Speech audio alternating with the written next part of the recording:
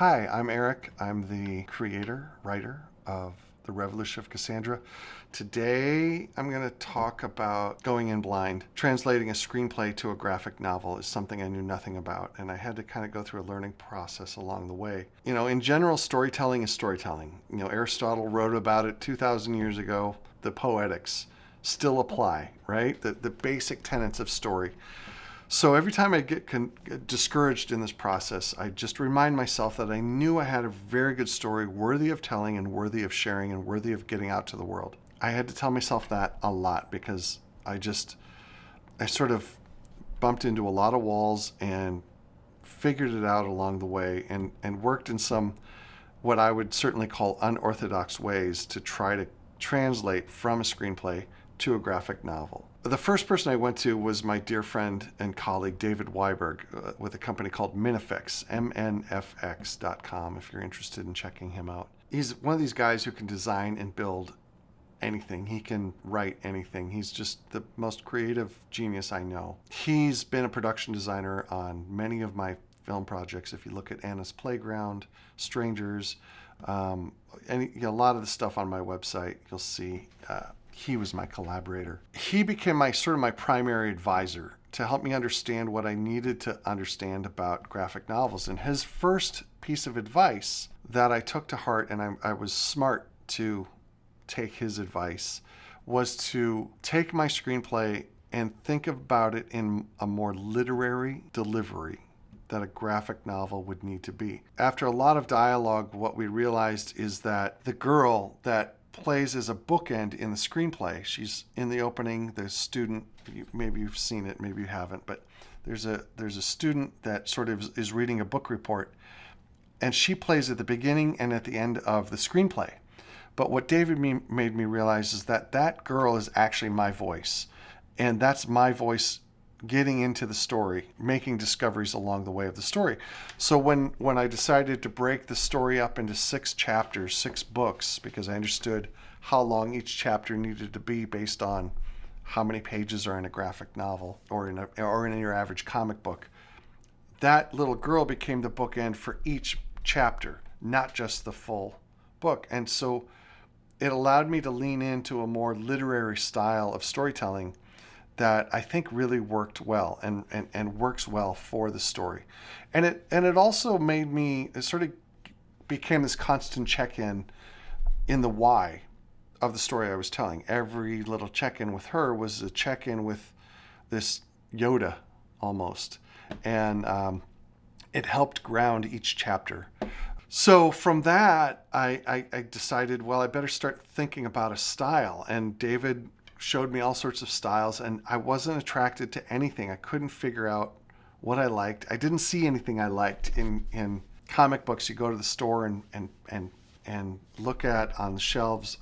There weren't a ton of them that I gravitated towards. There's some, and that's not to say they're not great. They're amazing, but it's just not what I didn't see anything that I wanted to emulate for the story that I was telling. I grew up with movies. My mother lived around the world. She lived in the UK, she lived in Indonesia, Singapore. She traveled everywhere, but she had this VHS collection with her, VHS tapes. I grew up on World War II movies. I grew up on The Guns of Navarone, Bridge Too Far, Where Eagles Dare, The African Queen, Casablanca.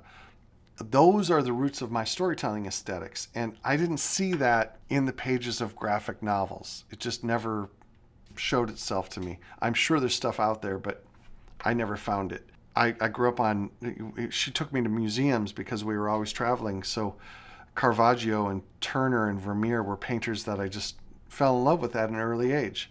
Couldn't find any examples. And then I found who became my hero, Jean-Pierre Gebra.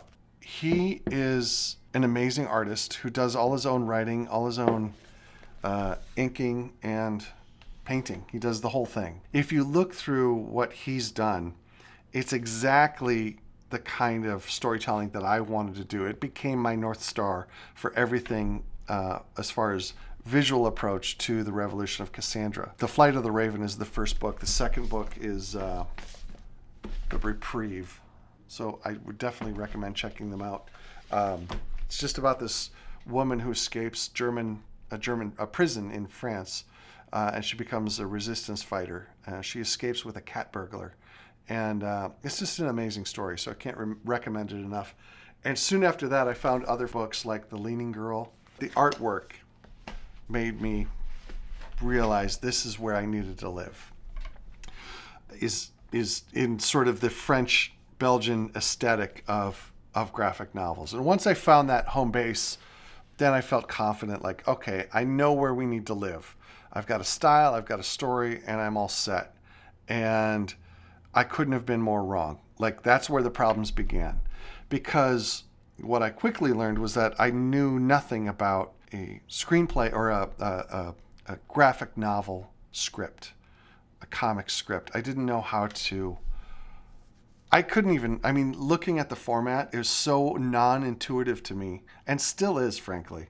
I can't read one and really get immersed. I stumbled on it a lot. I knew that I needed to find another guide. I needed to, David got me in, and now I needed to go even deeper and find another mentor. And so I searched around, and I made a lot of calls. And the one guy who called back was a brilliant artist named Trevor Goring. He is a master artist. He worked storyboard artist for some of the biggest films out there. He's a graphic novel and comic book artist. Just and genuinely one of the kindest, hardest working people you could know.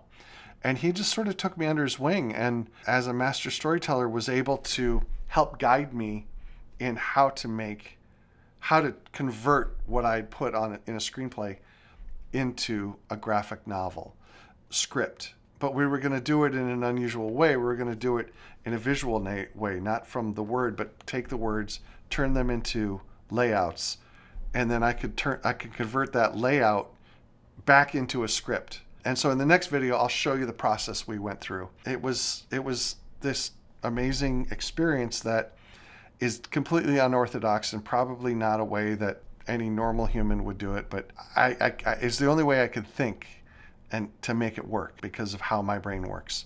And Trevor was an amazing mentor in that. So next video, I'll show you the process we went through to actually transition from screenplay to graphic, to images, then back to the comic script.